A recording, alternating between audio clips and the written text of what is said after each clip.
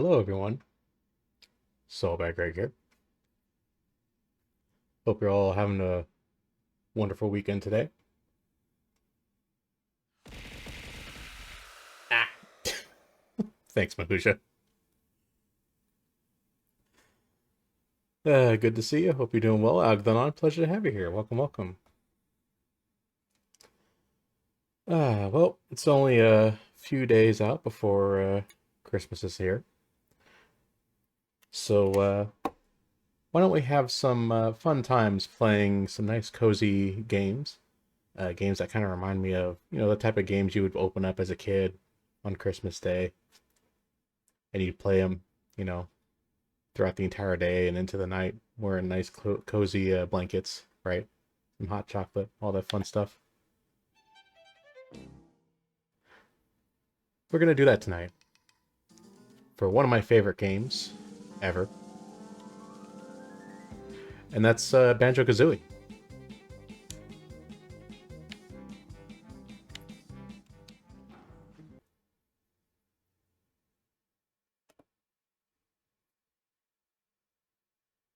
Let's see here. I need to make a switch.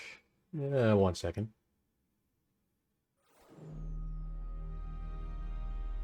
It's not often I plug in my Xbox, but when I do, I have a good time.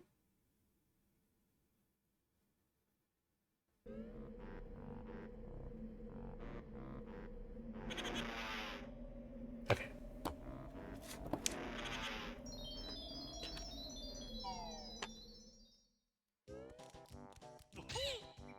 Ah, Banjo-Kazooie in all its glory. Good to see you again, old friend.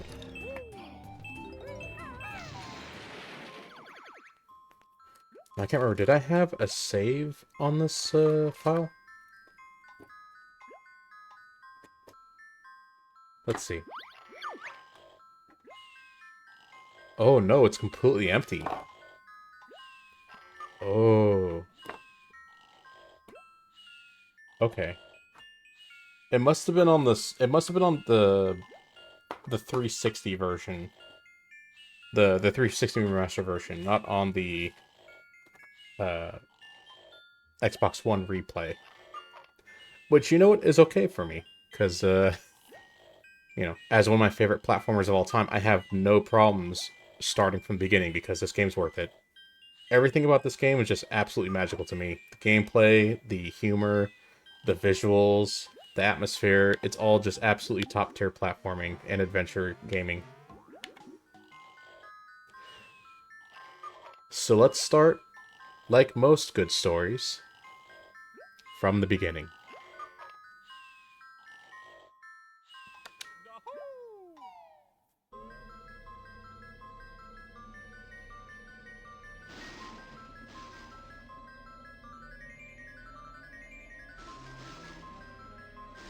Let me know if the audio is okay, by the way. I'm using my uh, Blue Yeti mic again, so I'll just want to make sure it's okay with the game in the background. Make sure you can hear them both clearly.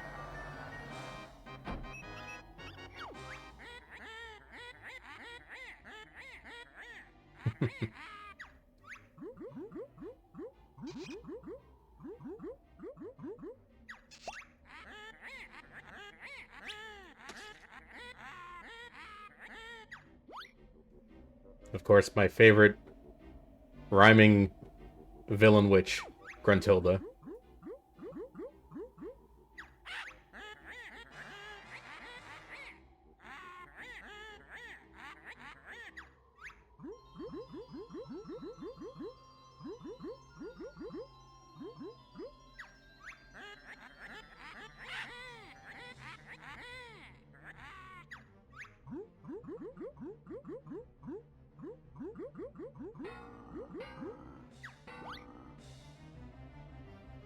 This is pretty much the story of Snow White, essentially.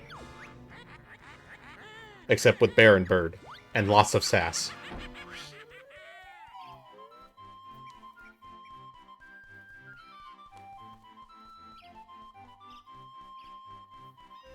Now, the one thing I do remember from the the remastered versions on the later consoles compared to the original 64 game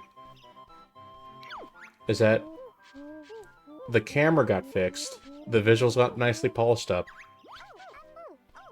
You no longer have to worry about dying.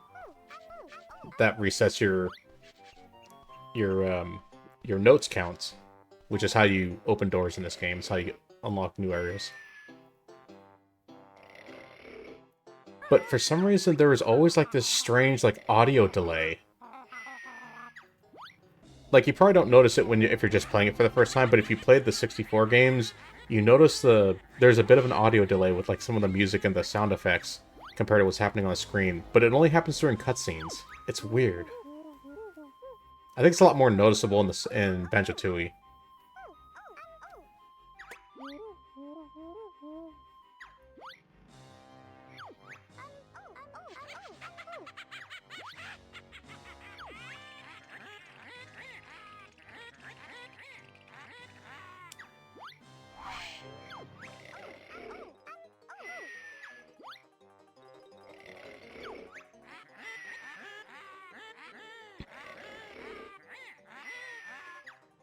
I love her rhymes. They're so silly.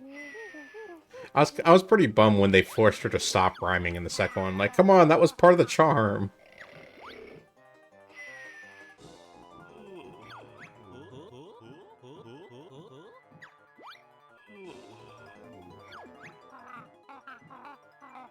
Yeah, Rareware was pretty top tier back during the 90s.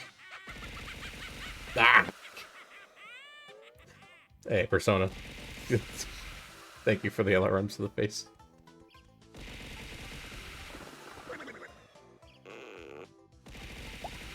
Oh my gosh.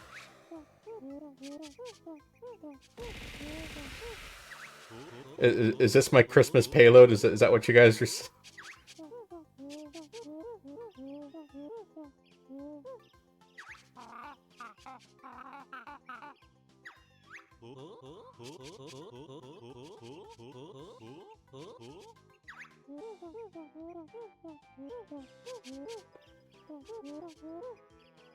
They took her.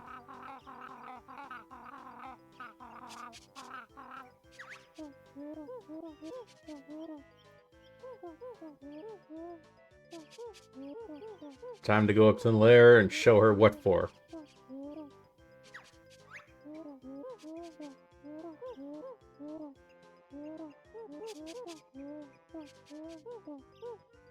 Okay, well, since we played this game... No. Since we played this game over and over and over again, we're good.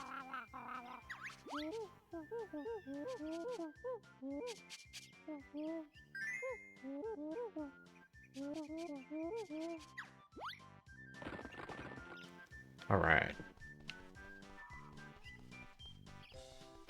Yeah, now the camera's nice and smooth when you rotate it around. It used to rotate in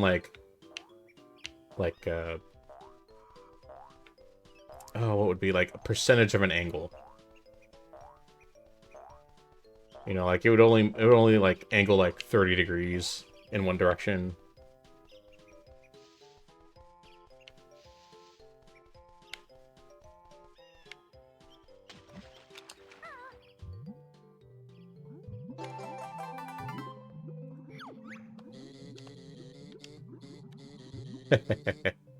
And everything in this game was alive and had googly eyes.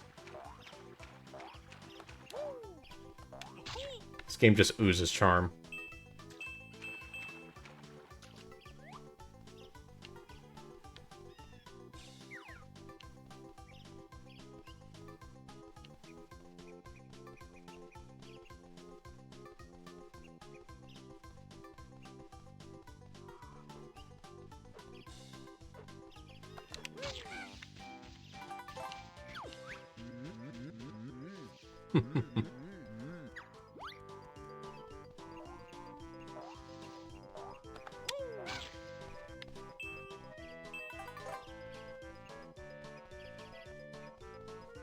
Gosh, I remember when this game was being advertised on TV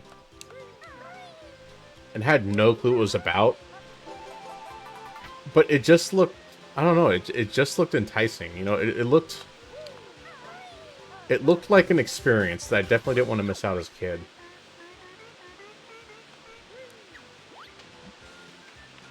You know, many people always say that Mario 64 is the greatest platformer ever made. And while that's a great platformer, I think it overdid it in a lot of areas. You know, they were throwing all sorts of stuff at the wall and seeing what stuck. And most of it stuck pretty well, and some of it didn't age well.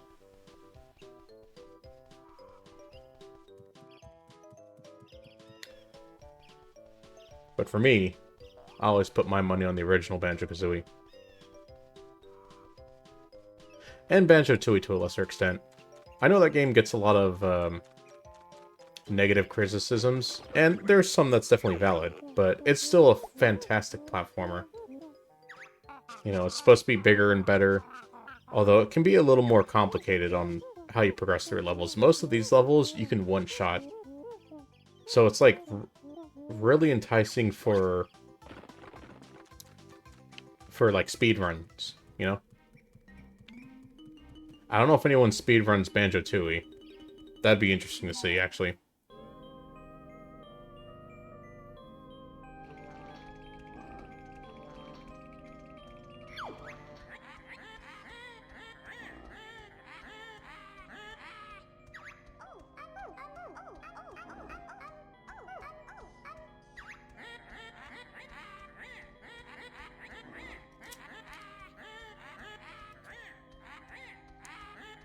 I might check the audio real quick.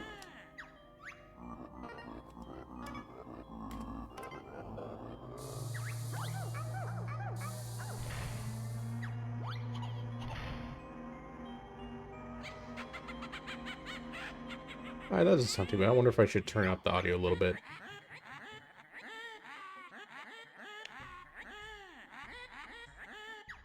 Yeah, it's probably a good idea.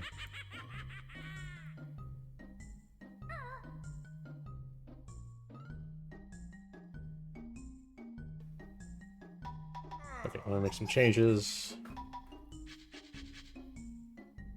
While we listen to one of the greatest pieces of music in video game history right now.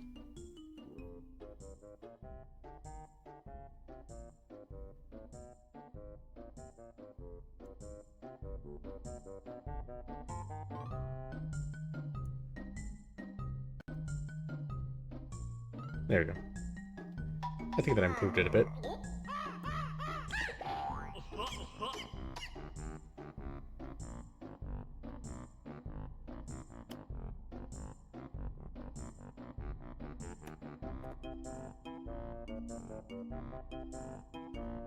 Okay.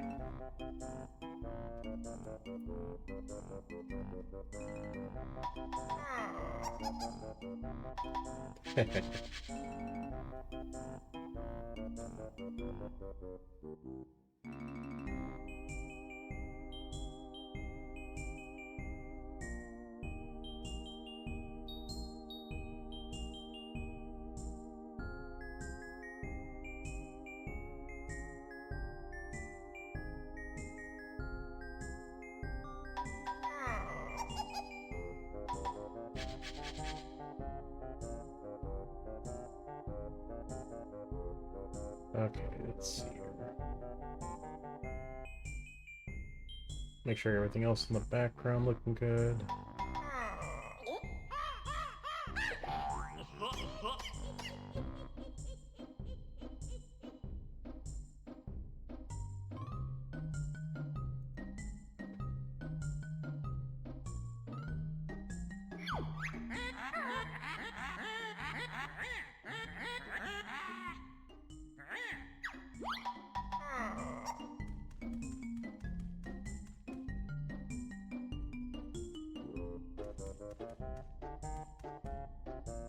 See, how do I look at it? Okay, so it's the Y button.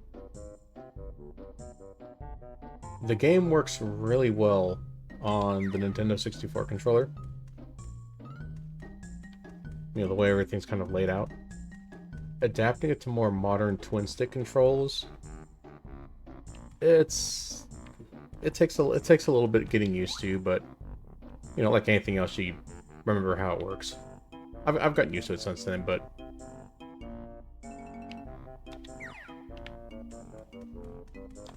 yeah, let's go up here. Let's go to.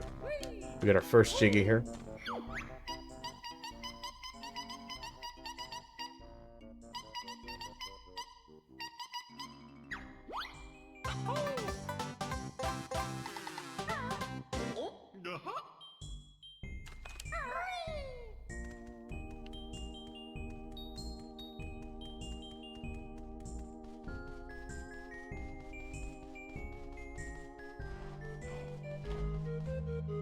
Oh, and there it is. If you didn't hear it, hear it now. Same melody, except it dynamically changes depending on the context of where you're at. So, dynamic music.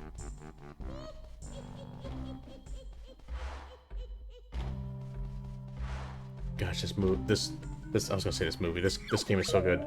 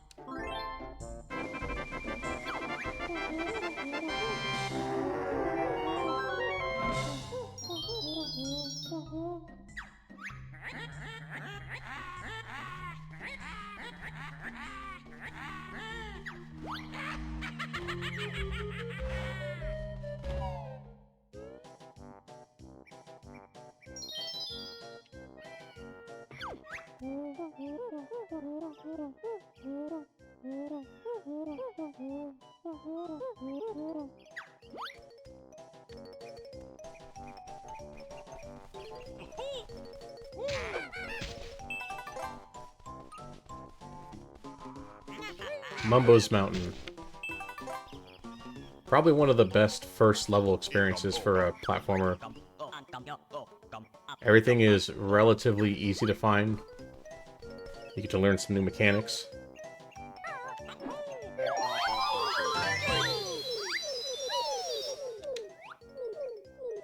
As you can see, we've got the hill up there, some mountain ranges over there, and that small valley over there, and that's it.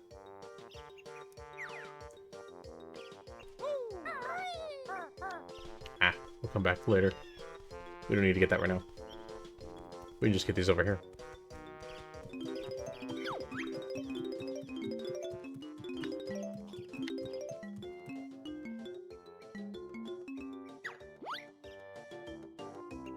Yeah, so those notes right there are a form of currency that allow us to get further and further into the game. In the original Nintendo 64 build, I don't know if it was a memory limitation or if it was just part of the gameplay at the time, but the big threat of dying in these games was that once you died, the notes reset, and it would keep a log of your highest score for that particular level. Which was kind of insane. Like, I understand if you died, like, and lost all your lives, because lives mattered a bit more back then on how gameplay worked. But only dying once, then losing your entire, like, notes progress for a level, especially, like, the big ones near the latter part of the game, incredibly frustrating. So I'm kind of glad they did away with that in the remakes.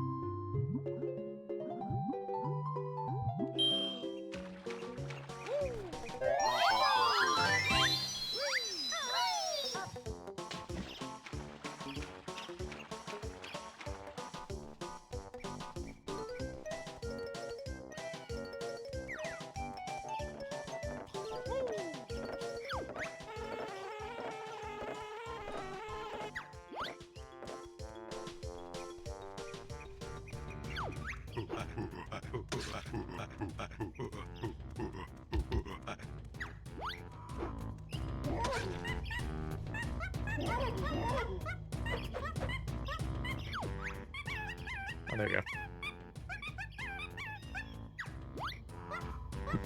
Alright, time to go grab that orange. Whoop. Hey.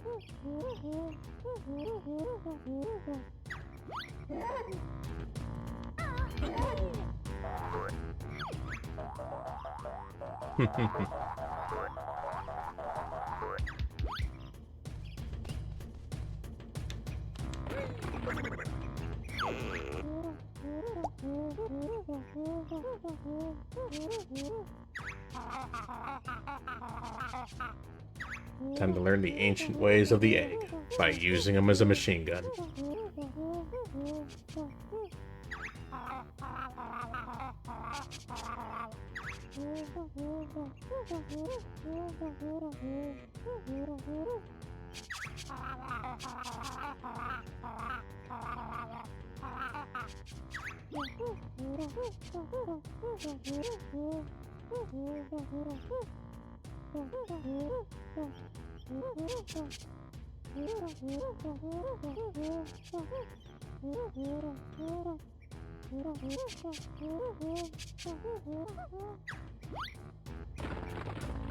In the first game, you just had the eggs to use for this. But in later games, you're allowed to switch into different types of eggs. Explosive eggs, fire eggs, ice eggs.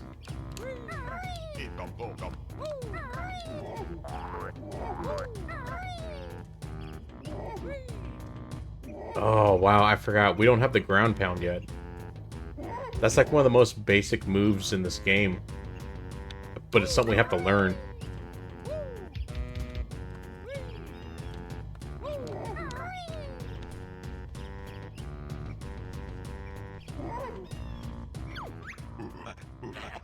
I shoot at that guy? Yep. Oh. Oh. Oh. I'll have to hit him like 3 times.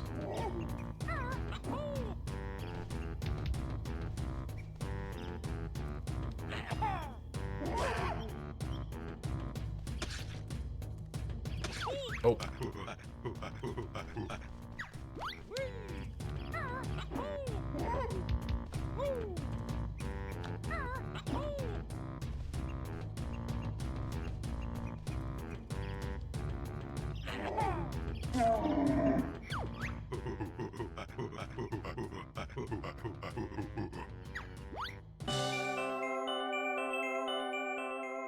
Alright, we got our next one.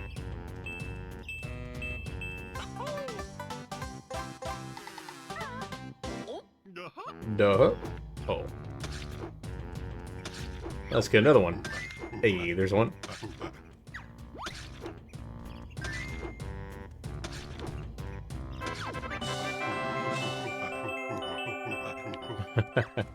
Man, we're just grabbing all sorts of gold from this guy. Alright. That's enough of this area. Oh, we don't know the talent trot yet.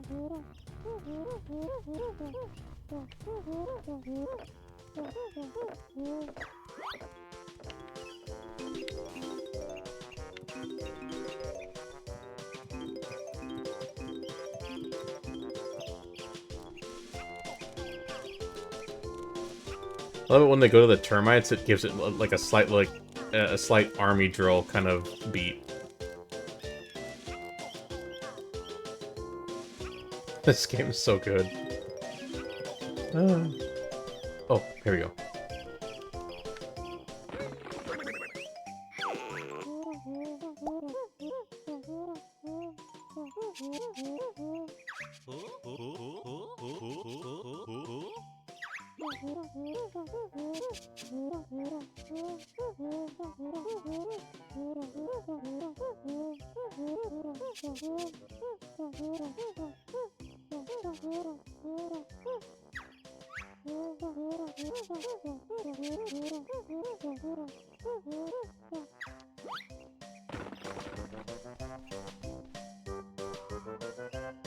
Yeah, so in the original game, you would hold down the trigger, and then you would hit, I think it was left, I think it's left C, to do the challenge trot. But since we don't really have C buttons on this, and it's awkward to do that motion with the thumbstick, instead you hold down the trigger, and then you hold down the second trigger. Or you tap the second trigger, you don't have to worry about holding it down. And that's how you do the challenge trot in the modern game, which, yeah, works for me. Uh-oh. Camera can get a little goofy sometimes. Okay, let's first grab this.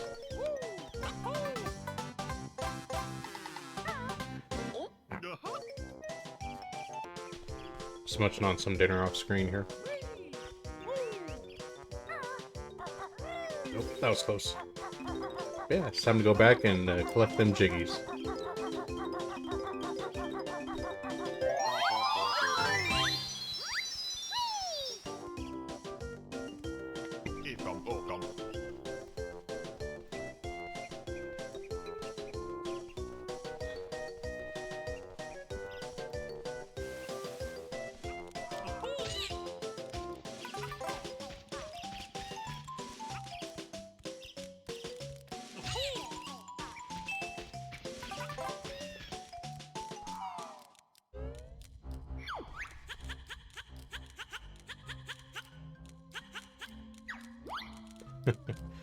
Apparently I'm not wanted in the tower.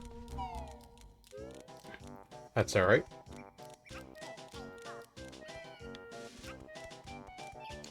We can handle that later.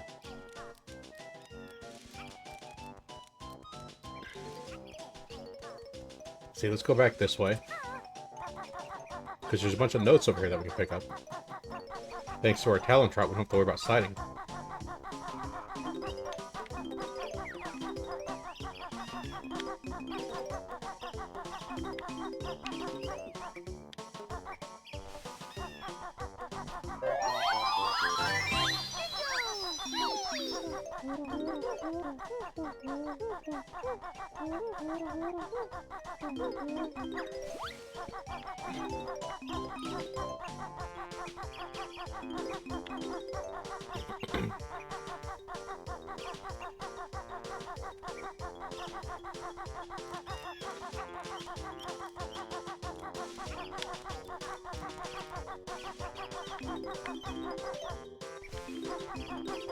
See, now that we don't have to worry about sliding, it's really easy to get these notes.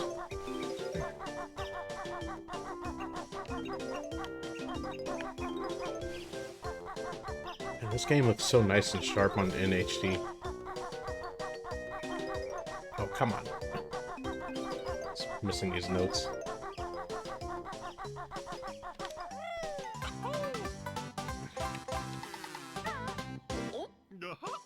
Duh.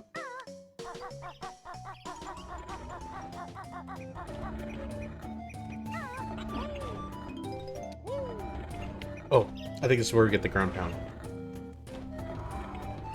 Amelia's favorite.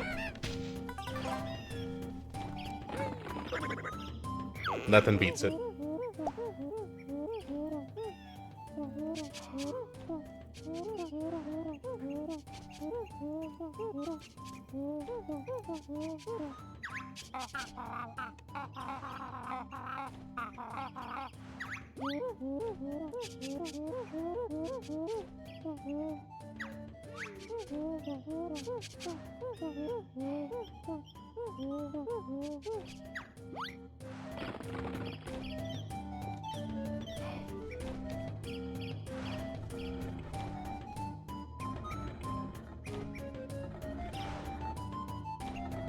Yeah, so in the first game here, you used ground pound on everything.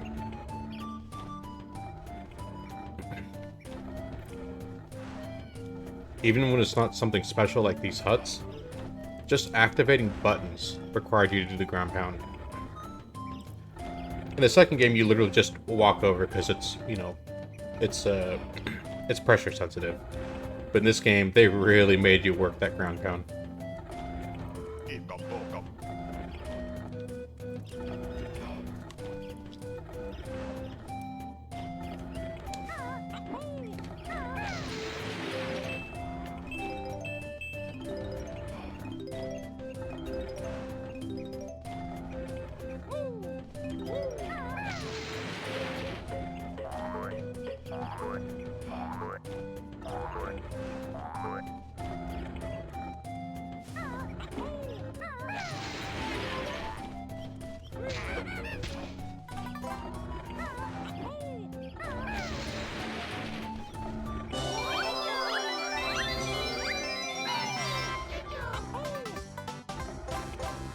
Operation Rescue the Jinjos complete.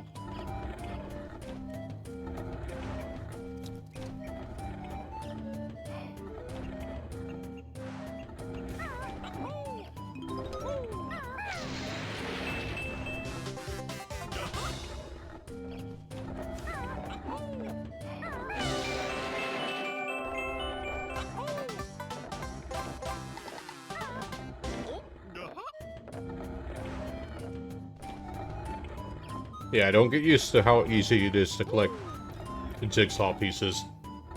This is going to become a thing in the past pretty soon.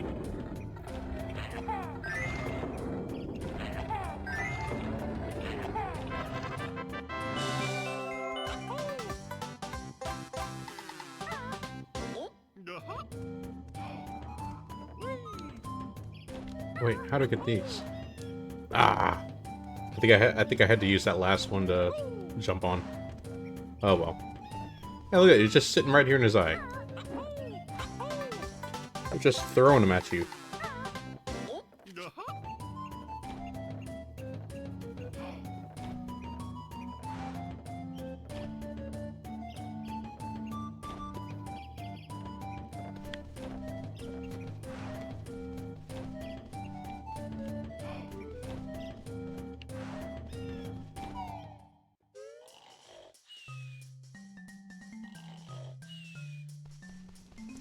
Time to meet the friendly neighborhood shaman.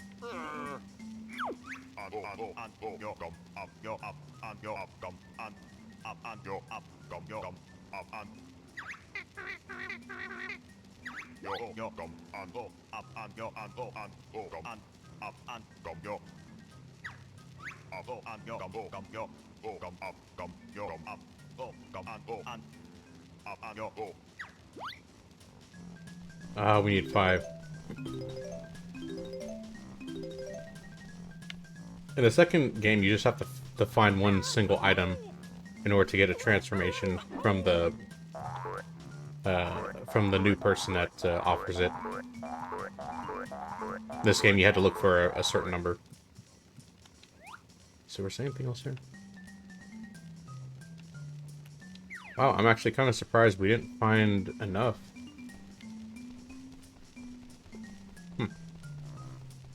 Okay. Well, it's got to be around here somewhere.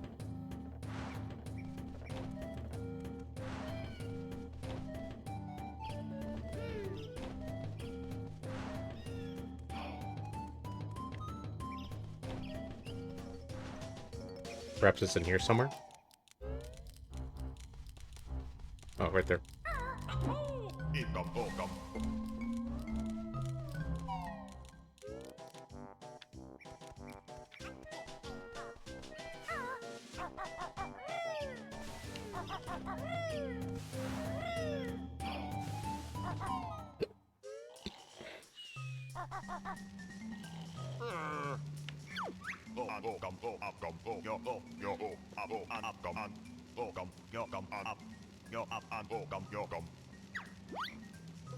Alright.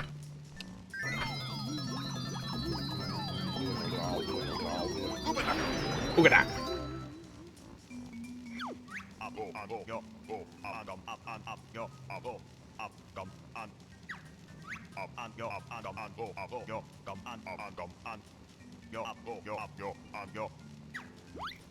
Alright, so we got our first transformed form, and that is a termite with yellow pants and backpack.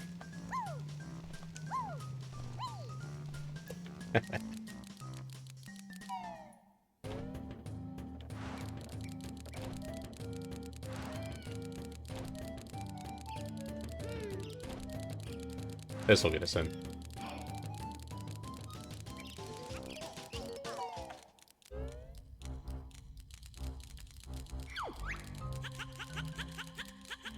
Hey, where'd you get those shorts? I want them. Oh, great. Now we gotta deal with the termites because they're jealous of our shorts. Which actually is pretty funny because it only covers like part of their... What is that? What's that on the back? Is that supposed to be like the thorax? What is that? I don't remember bug anatomy. Woo! Oh! Hey!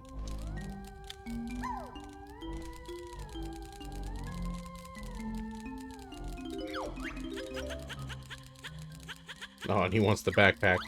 These guys are bullies. Oh, ow, ow. Dang, he's like guarding it. There we go. Yeah, there's no way we can do this with the Talon Trot. The angle is just way too steep.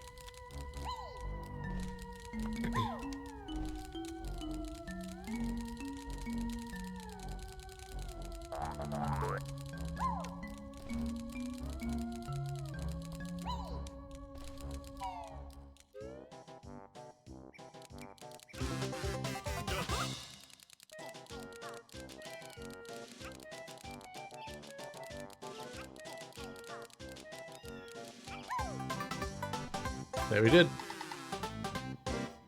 There we go. We got it.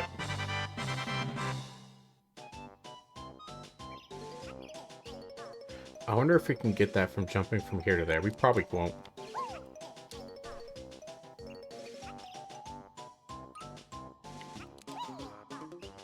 Yeah, no. At least there's no fall damage when we're in the transformed form. And we should be able to actually just leave the level. Whee!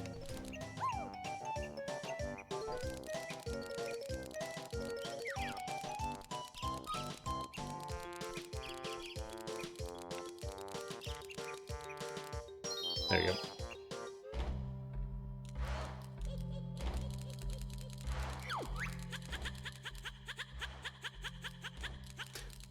Man, these termites are so concerned about my what I'm wearing here. They want the drip.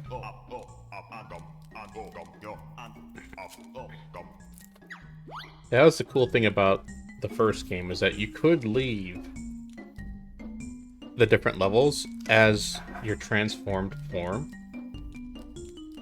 And the reason you did that is because there's usually Easter eggs located somewhere in which you can take advantage of your transformed form, like this. Right?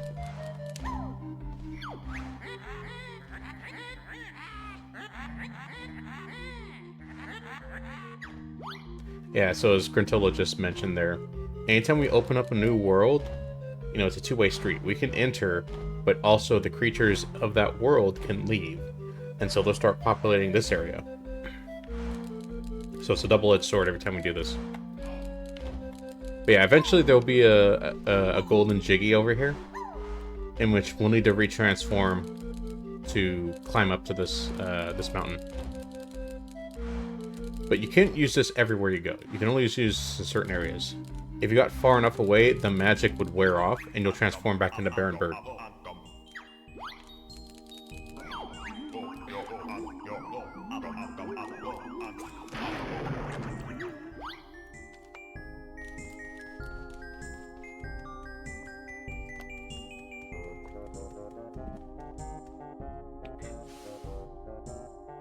Okay, we're gonna need the Talon Trot to get up here now.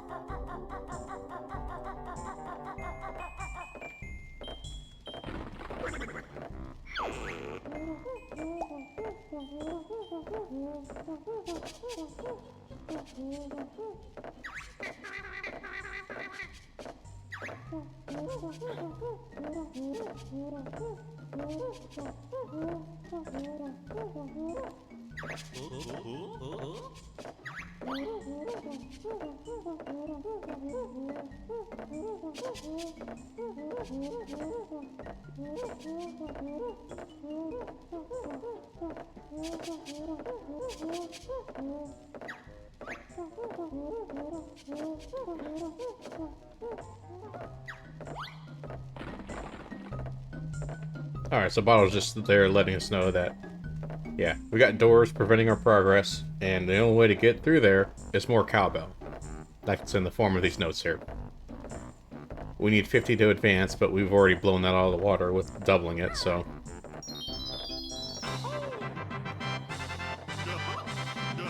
let's move on with the adventure.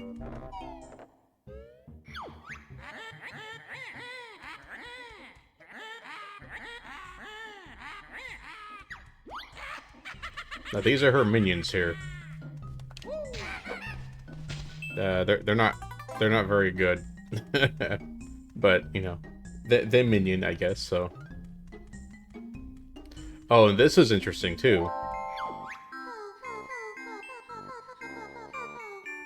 Brentilda.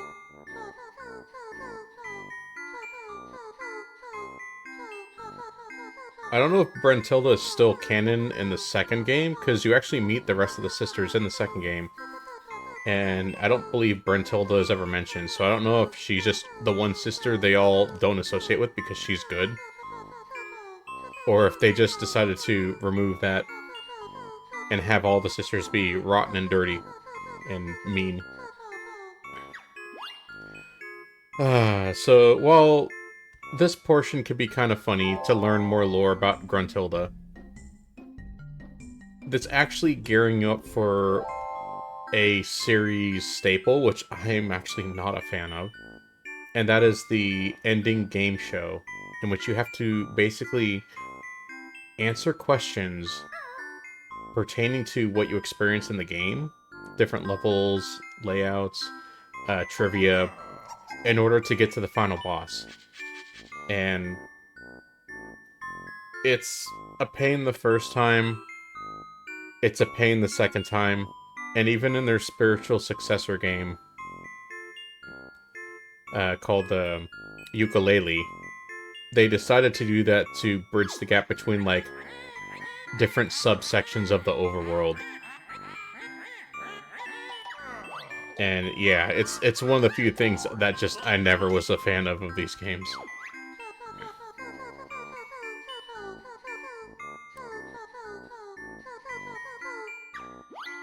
Salted slug favorite toothpaste. That's an image. Rancid milk. Alright. She gets her clothes from Saggy Maggie's boutique. Okay, so that's what we learned. We learned 3 facts. We'll find her throughout the level.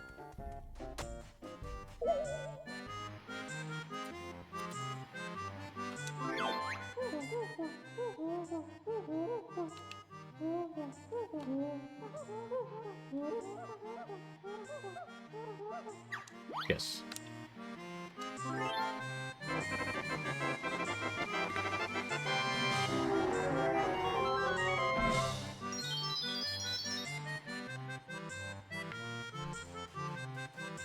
It's pirate time.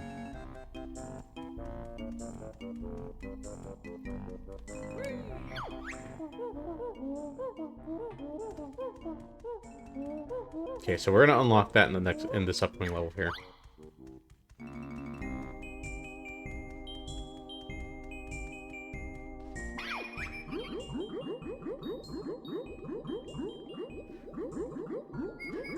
And this is our quick travel.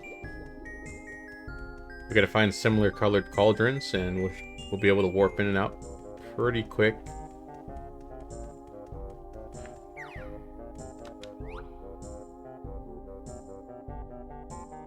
Sometimes it's just kind of like standing around and marveling at the atmosphere, you know, the architecture. Just the the imaginative layouts of a deep underground lair that you're traveling through. This sort of like fantasy adventure, you know.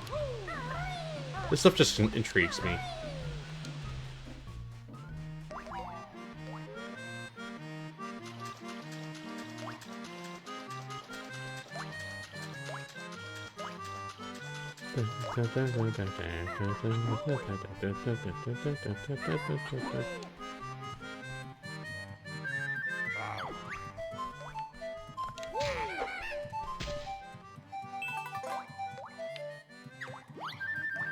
Yeah, these are going to be really useful when we lose the ability to fly.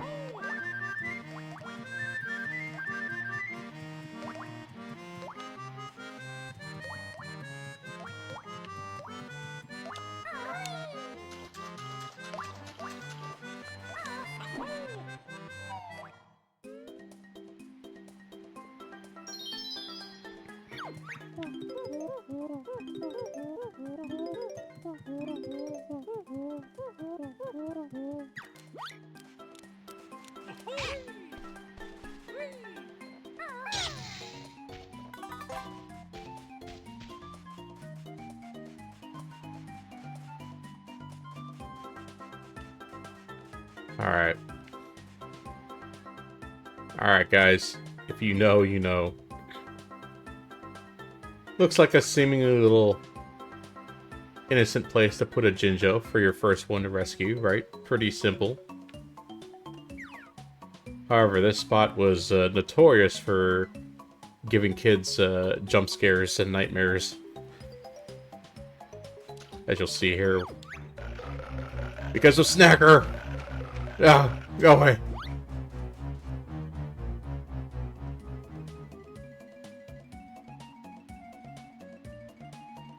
Yeah. So we gotta deal with that. Alright. So the key is we gotta swim low, swim fast. Or not. Alright, game. That's fine. I didn't want to dive anyways.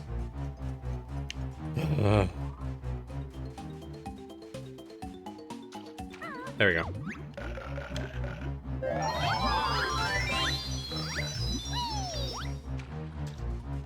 Okay. That, unfortunately, is not going to be the only time we encounter that guy.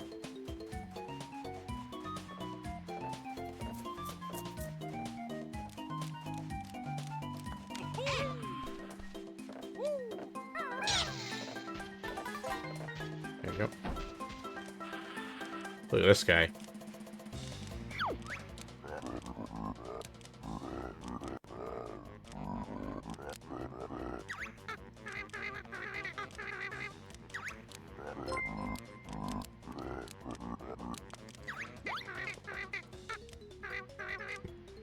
Hey, Flippers! Hey, how you doing? Excuse me, Nippers on screen. Yep. You literally just jumped in right when we're gonna face Mr. Nippers here. Hey, how you doing, Flippers? It's good to see you. It's been a minute. I hope you're doing well. Let me give you a nice little shout out. How have you been?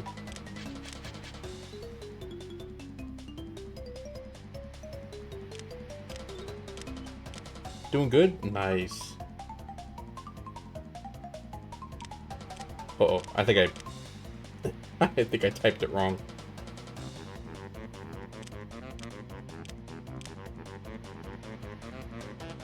Okay. There we go. Oh, you're playing Holocure. Nice. Man, that game is so incredible for, like, a free fan project. Like, that game is, like, one of the best, like, Vampire Survivors style games on the market.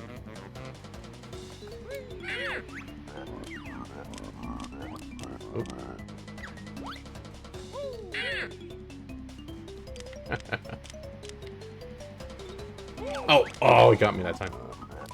He tricked me.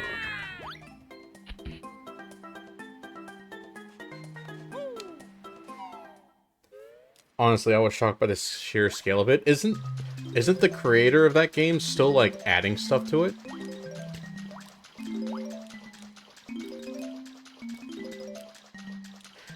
And I think, what, future... Ooh, a twofer.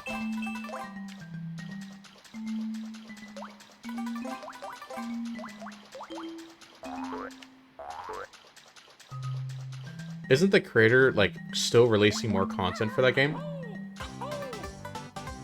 Think so? Nice.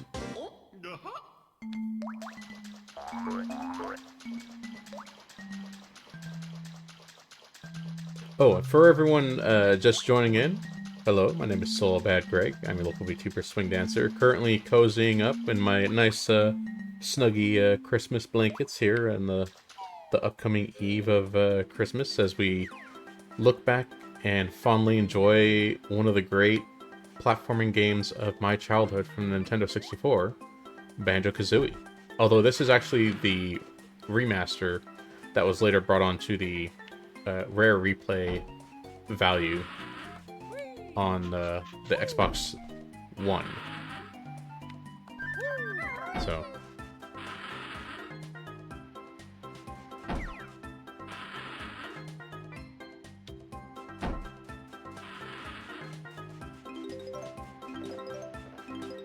yeah, I haven't played a whole lot of Hollow Cure, but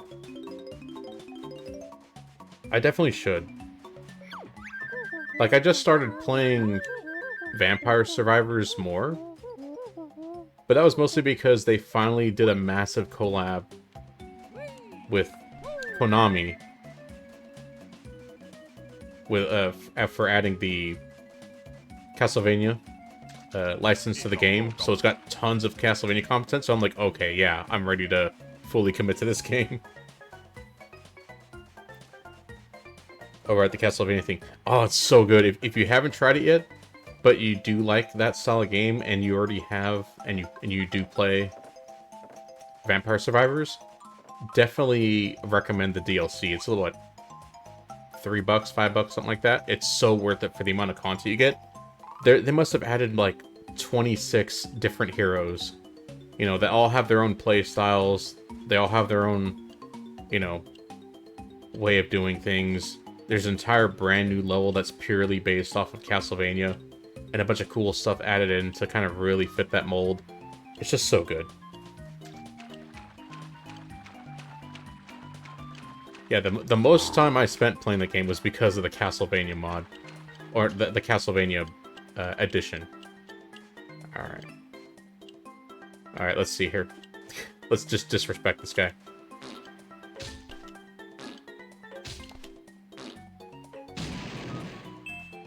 Disrespect.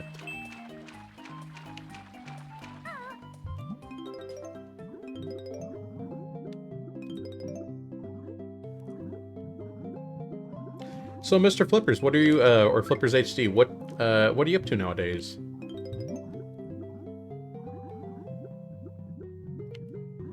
Have you done any more sessions of the Made RPG since the last time?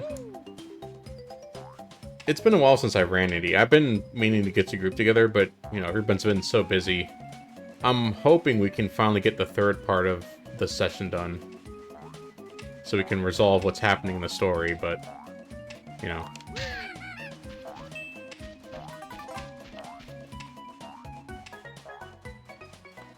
Just finished up my degree in uni, so I'm finally free for a bit. Nice!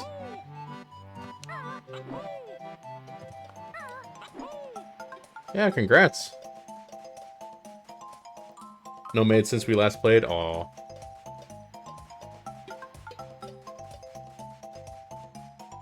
Well, when the new year starts, I'm definitely going to be doing more tabletop RPGs on stream.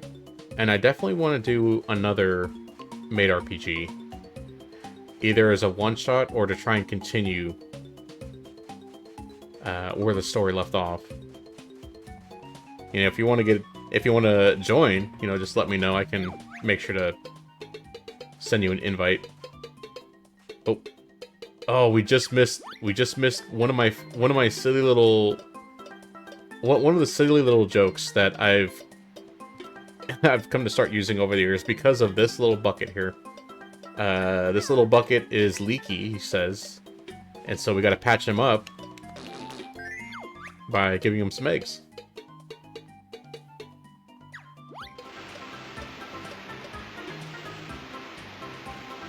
And while that doesn't seem out of the ordinary for this type of game, I've come to know this bucket as Mr. Leaky. And I've used that Mr. Leaky in a lot of references for games and just funny stuff I've done over the years, kind of referencing that bucket. And now, for the Star Trek Adventures RPG, the starship that the crew is currently on is actually entitled the USS No Leaky. So it's good to see that silly little joke in my head sprout legs and have a little life of its own outside of Banjo-Kazooie. Keep that in mind. Yeah.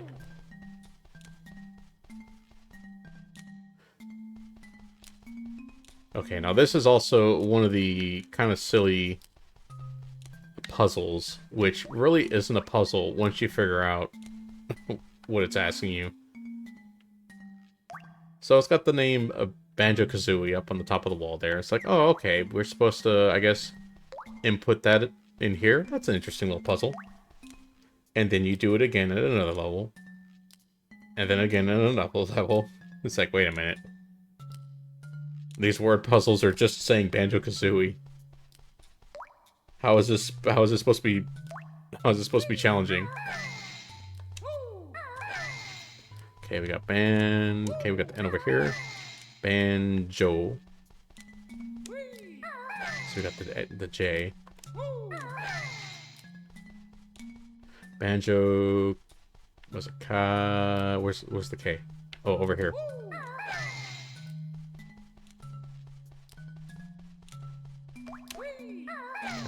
Oh.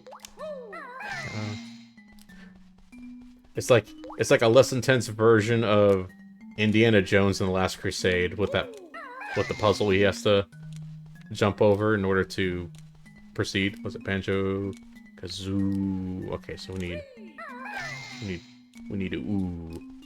two O's.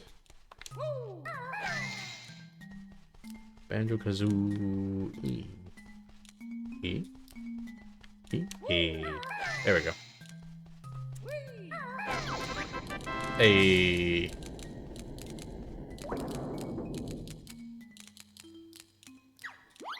Wow, how rude.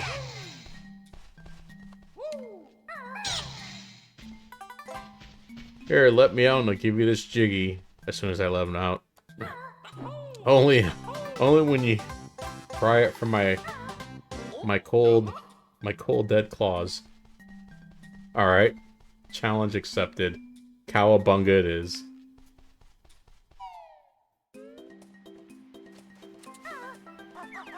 Okay.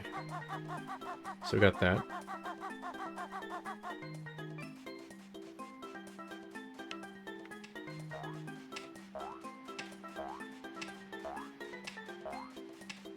Mr. Clam. The Salty Hippo.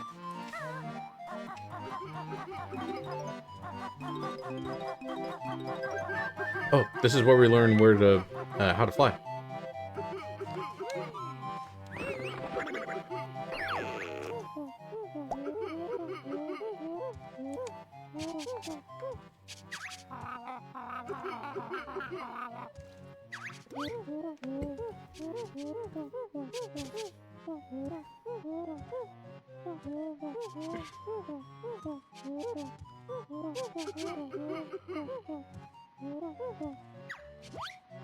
Sweet. Okay, let's get the rest of these. Yeah, flying in this level will definitely help us avoid the shark. We got a Jinjo up here. Yep, yes we do. Okay, sweet. So here's a nice little view of the area here. Okay, so we got that area over there. You can poke them over there. More notes.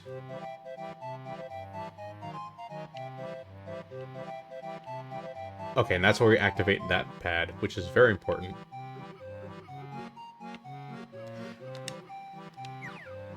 Okay, let's go and help Mr. Blubber, I think his name is. Captain Blubber.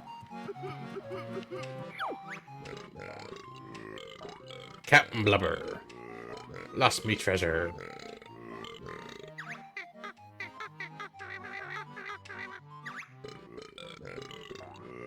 My gosh, the audio sound effects in this game.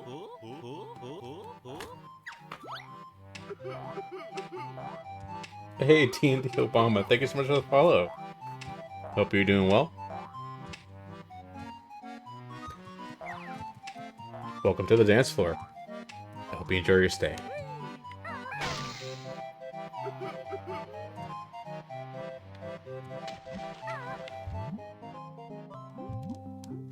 Oh, there we go, we found one of them. Gosh, how do you make something instantly better? Add googly eyes.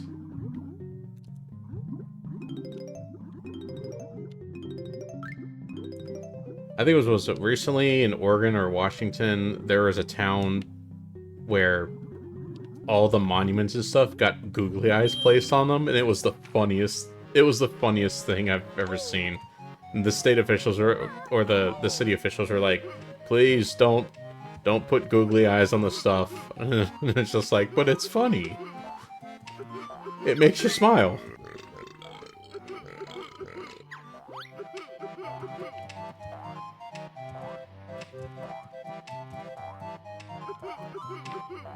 Okay, so we found one.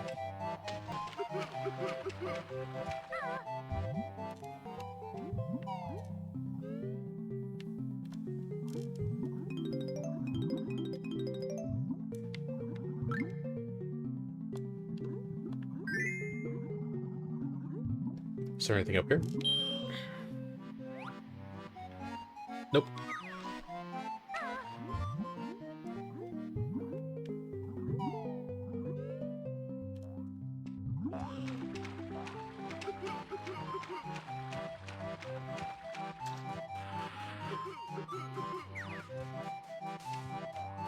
Oh gosh, as much as they did work on fixing a lot of issues, the camera can still be finicky in this game.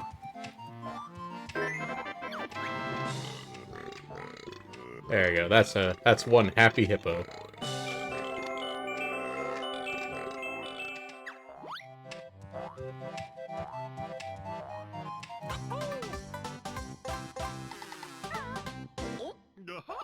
Go, huh? Okay, now that we've done that, let's go in this direction. We'll grab some more notes, and we'll unlock that next pad.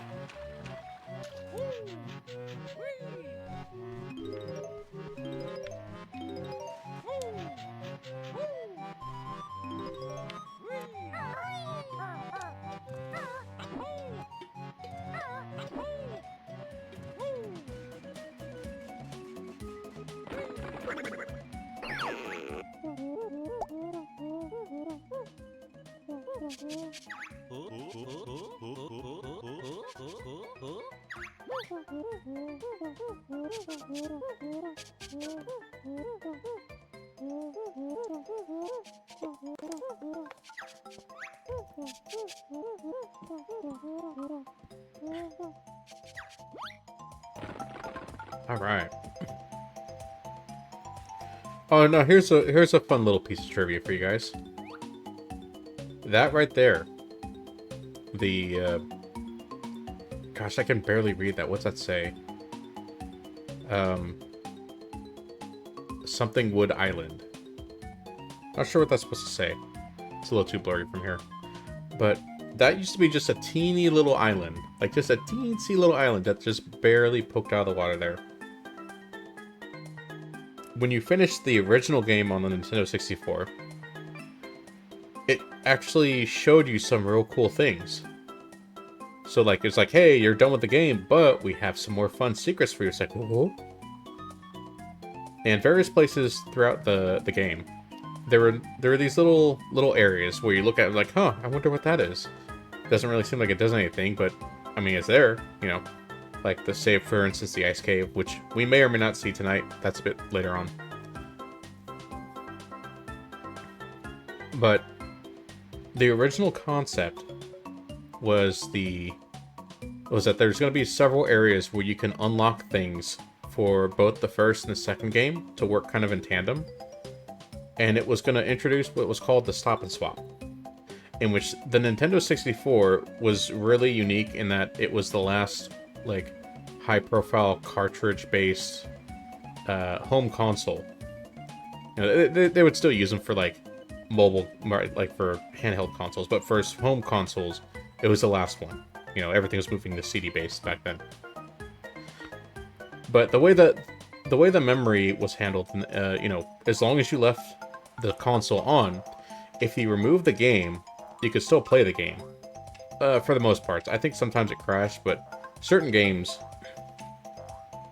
you could basically play around in the area as long as it doesn't require any loading. You know, it saved enough of that. The idea was you could go and you could basically, you know, stop and swap. As in, pull out the cartridge for one game, and then put in the cartridge for another game. In this case, the sequel, Banjo-Tooie. And by doing so, they would offer all sorts of cool little, like, unlocks between the games. And one of them was now discovering what used to be a small little island now rose up to introduce a cave, and that cave had an item in it. However, that was only something that was being shown off in, like, cutscenes for what to come. But by the time Banjo-Tooie came out, it never got fully implemented. I think it was either due to technical limitations or issues or something like that. Or maybe it was going to rely on the 64DD, which was the hard drive that never made it to the States. Although I think it still made it out in Japan, just with extremely limited use. But yeah, they're going to have this whole game mechanic where you can swap stuff between the two different games. You know, special unlocks and things like that. But it never made it. However, because of the remakes, and now with modern technology, with the hard drives and all that other stuff, now they've actually enabled the stop and swap feature between the games. So this is something that us, you know, Nintendo 64 kids have been dreaming to actually see what it was like, you know, and actually do the stuff that was shown in the videos. Now we have that ability. So, just a cool little piece of trivia there.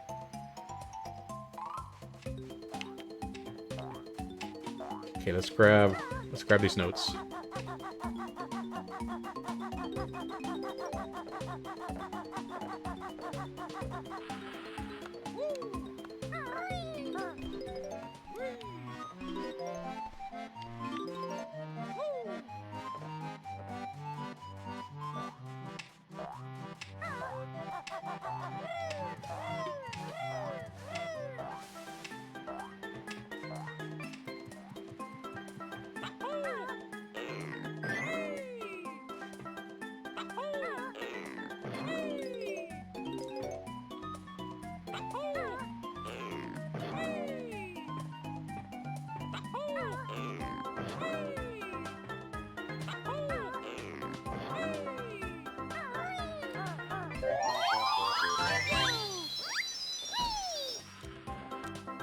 Awesome. We won't get those notes just yet, because we'll be doing something that leads us up to that. Oh, speaking of notes. Oh. Okay, we gotta be careful when we jump. We don't want to touch the teeth. We don't want to become like Freerun.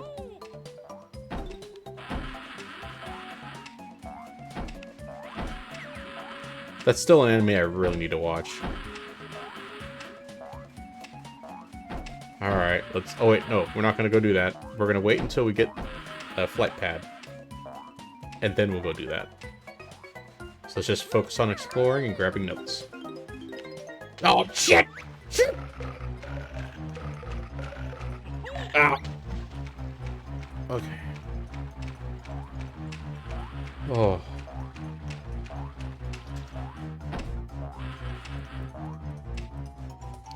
Guaranteed Little Soul would have crapped his pants right there.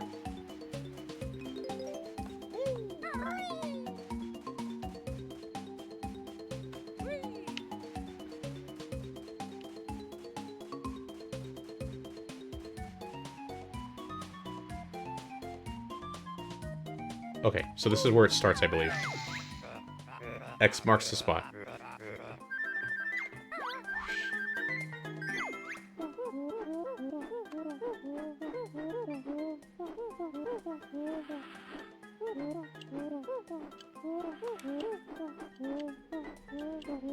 Okay, so it's over there. Ah, we missed a Jinjo. That's fine. Instead, we're gonna go over here.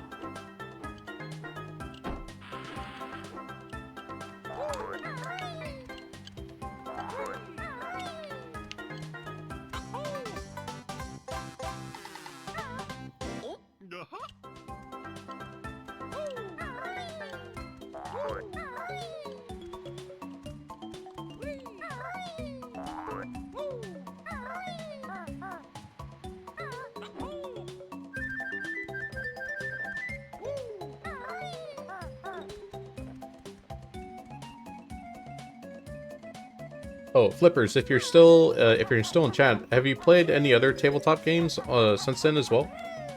Any other tabletop RPGs?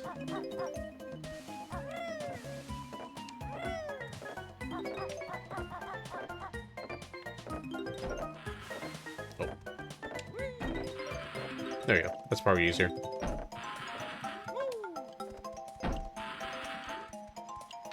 Ooh.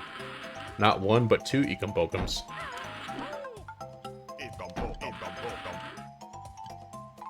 Karane would be proud.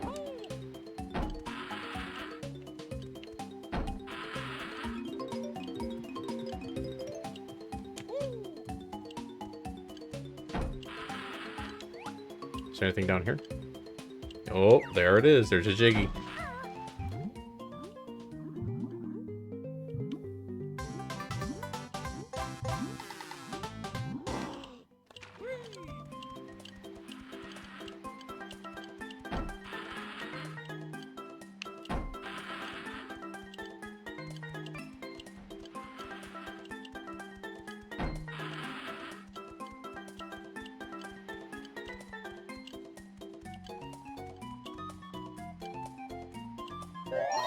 Oh, we screwed up. We screwed up, guys. Oh, jeez. Oh, no. There it is. Oh, gosh. Swim! Swim! No, stop it. Keep swimming.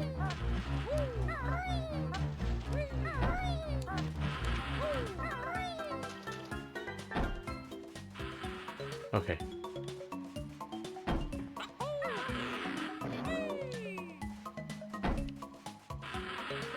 Okay, we got the Jinjo. We gotta go up there, though. Looks like there's a plank. So it should be fine.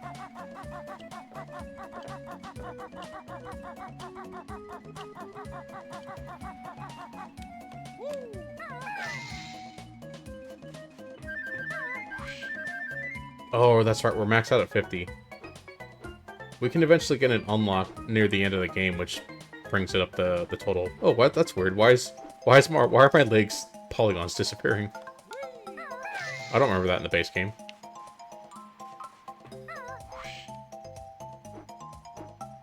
Gosh, look at that. That's so silly.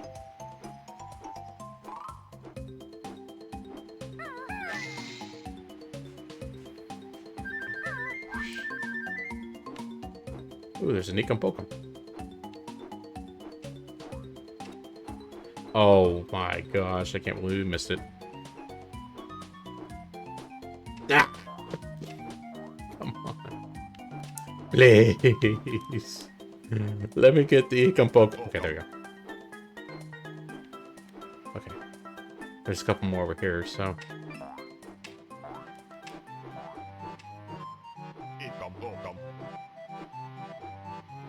Okay, let's see if we can get this without losing the ability of flying. Okay. Oh, okay. No, we lost. Ah, shit. Shit. Okay. Okay. Well, I guess we're going this way. Oh, that's cheating. That's cheating. Okay, we made it. Go away. The shock traumatized me. I don't need your sass.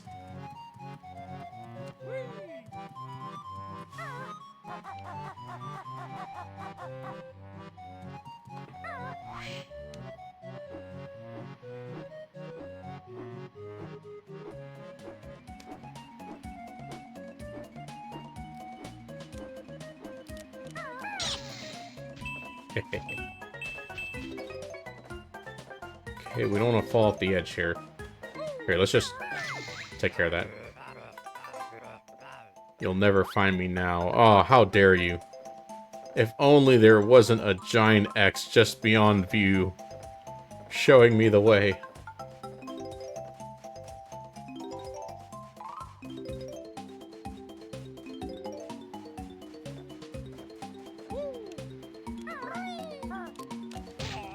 Oh. There you go, take that.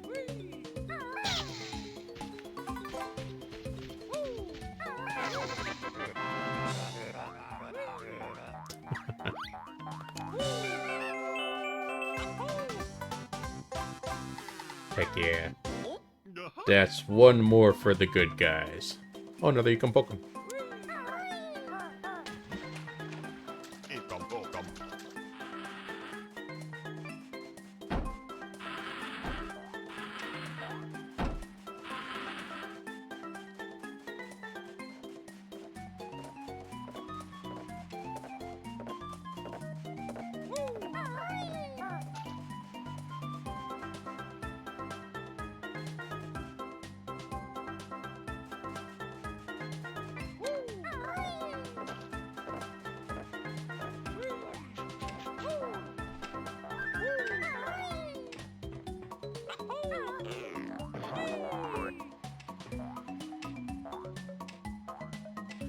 Okay. Where to? Okay. We'll go this way.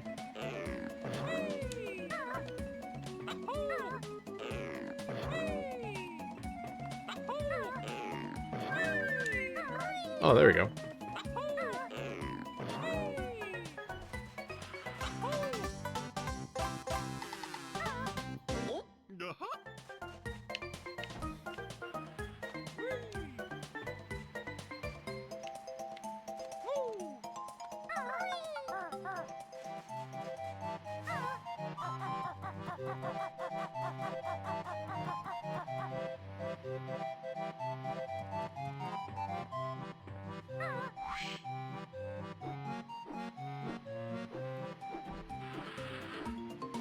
Is there anything here? Oh, ah, jeez. Ah, jeez.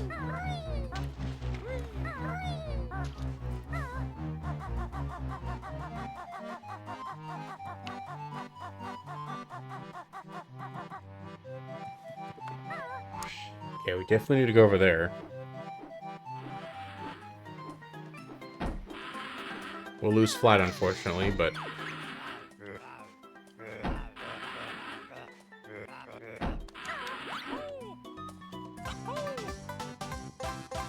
This is my booty now.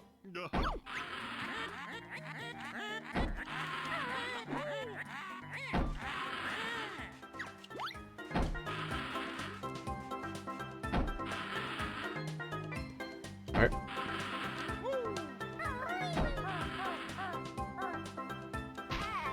Oh.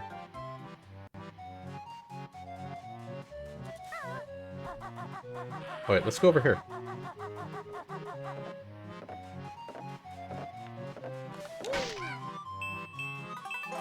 There we go.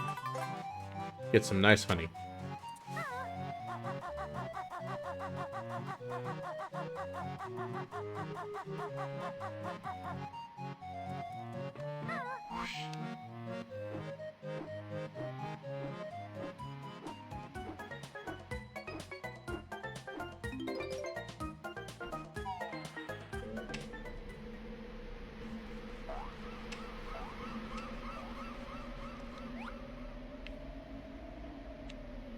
Wow, this is a this is a this is a mood changer.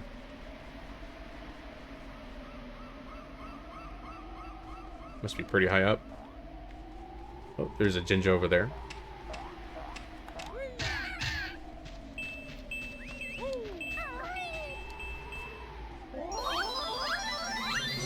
Hey, we did gamer picture unlocked. You've been awarded a gamer pick. Huh. That's interesting.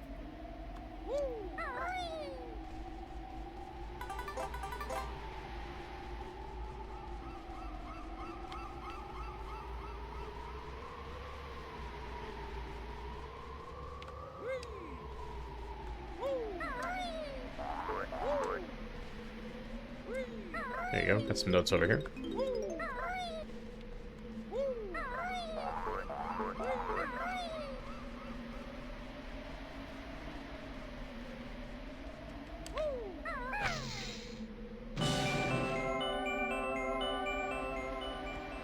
Nice.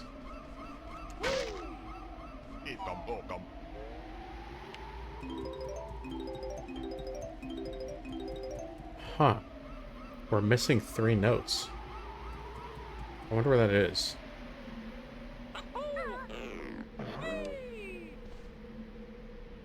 Wow. Look at this, huh? What a scenic view to get the last JK level.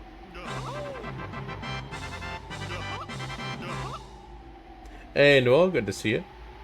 Good morning. Oh, good morning to you too, although it's not quite morning for me yet. Okay, now the question is, where do we go to look for the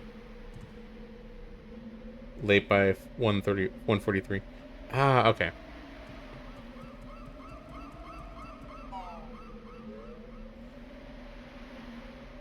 Yeah, it's 12:40 a.m. here. Yeah, no problem. He's all good. Oh, shit. Okay, that was great. Okay, so if I were a collectible, where would I be? I think I got him over there. Maybe we missed some over here.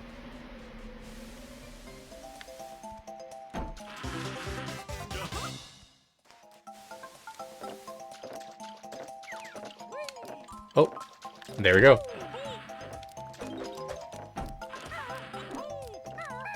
Ah.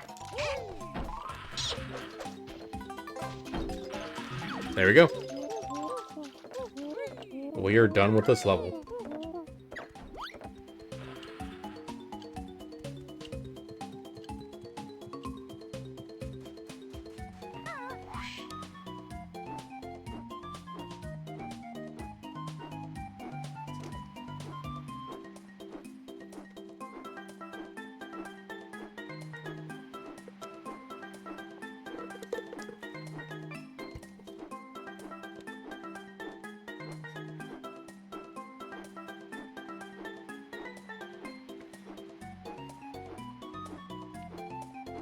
Okay, okay, come on, okay, yes, okay, come on, get...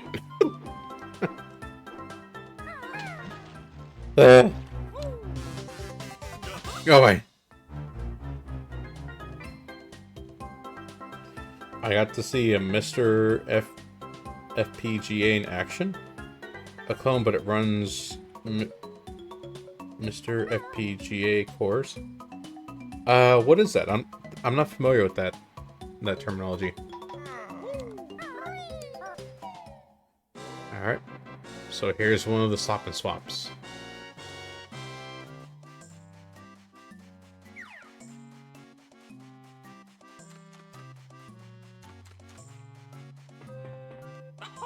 Yep. In the video would show you go and hop around using your platforming skills to climb the structure and reveal something at the top, which I think is supposed to be an egg.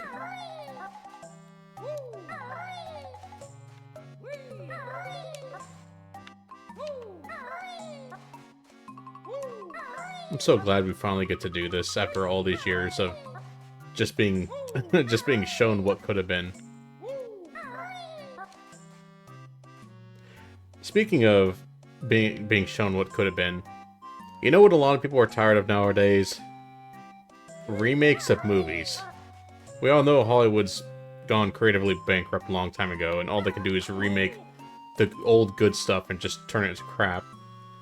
But why don't we do the opposite? Why don't we remake the stuff that isn't that good, that had a lot of promise, but fell short of the mark, either because of what was presented on screen or what happened off screen. You know what? Why don't? There's so many movies out there that could have been good. There's like, man, that had such a cool concept. Just too bad everything completely sucked. The story sucked, or the acting sucked, or the visual effects sucked, or the production sucked. It's like, why don't we just spend time remaking bad movies and make them like finally reach their potential? I'd see that. I'd watch those movies.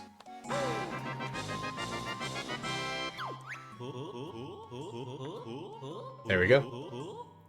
One of the Steven's Stop and Swaps items we've been looking for all these years. And we reckon it'll unlock something special in my nuts and bolts adventure. Ah! Oh. Sorry guys, I threw up a little bit in my mouth. For those of you who don't know, Banjo-Kazooie Nuts and Bolts was the third, or technically fourth, Banjo-Kazooie game that came out. It was the last Banjo-Kazooie game to officially release, in which they took the idea of a fun platforming adventure game and instead decided to cram a GTA-style mission-based vehicle assembly game instead of the fun adventure platformer. And it did not work at all. It didn't feel right. It was very odd the way the whole thing was structured. It's like you look at the overworlds and the different maps and they're so big, they're so colorful, they're so cool looking, but they're so empty.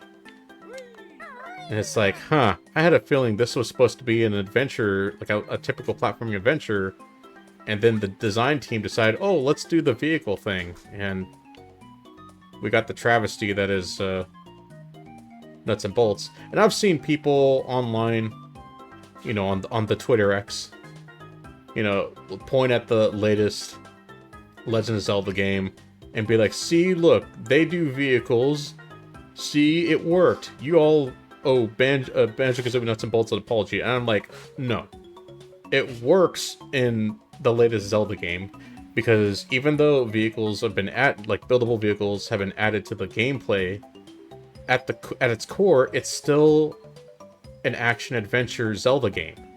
Like, the gameplay is still there. It still has its identity. It just managed to meld in a completely new vehicle mechanic, which a lot of people seem to like. Although not everybody. Some people aren't a big fan of it, and that's fine. But they made it work.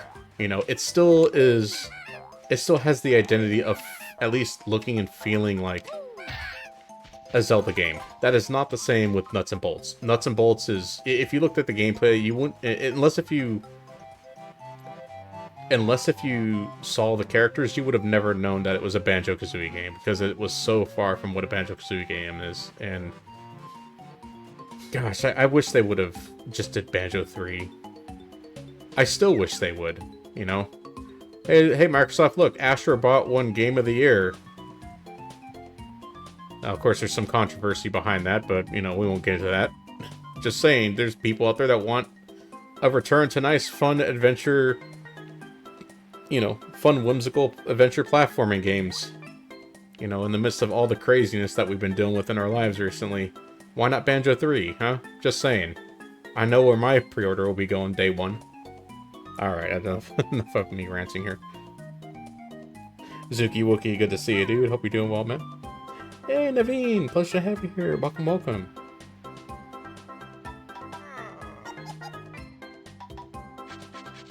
Mr. FPGA is a device that runs hardware level.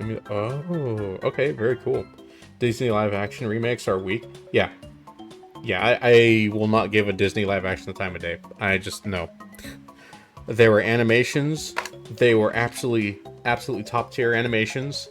I'm not going to go see an inferior remake just because it's live action. No thanks. Especially the way the writing is nowadays. No. It's different from running software emulation because software emulation, the process, the instruction needed to run game. Ah, okay.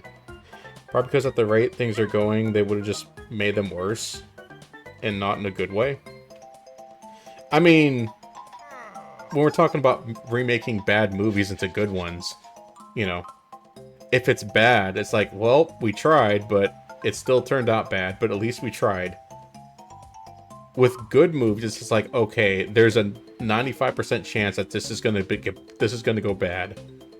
You know, it's like, why don't we focus that on bad movies that could have been good?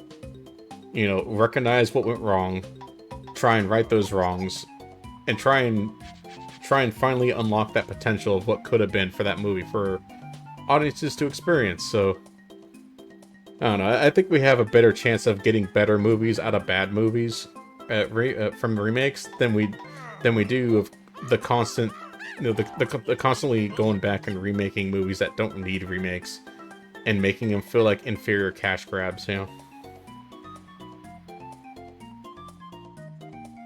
Nuts and Bolts is very hit or miss. Yeah, like, visually, Nuts and Bolts is pretty, but gameplay-wise, like, it's not necessarily a... It doesn't necessarily feel bad to, like, create vehicles and do stuff. Like, it's actually... If you're just focused on the vehicle creation and trying to do missions and stuff, it's not bad. It can be quite enjoyable. The problem is when you go into a Banjo-Kazooie game, you're expecting certain gameplay elements. You're expecting platforming. You're expecting an adventure. You get none of that. Like, honestly, it would have been better if it was, like what JonTron said, it would have been better if it was tip-top nuts and bolts. You know, kind of get away from your expectations of an amazing feeling and looking action and adventure, you know, platforming adventure game. Oh, we went the wrong way.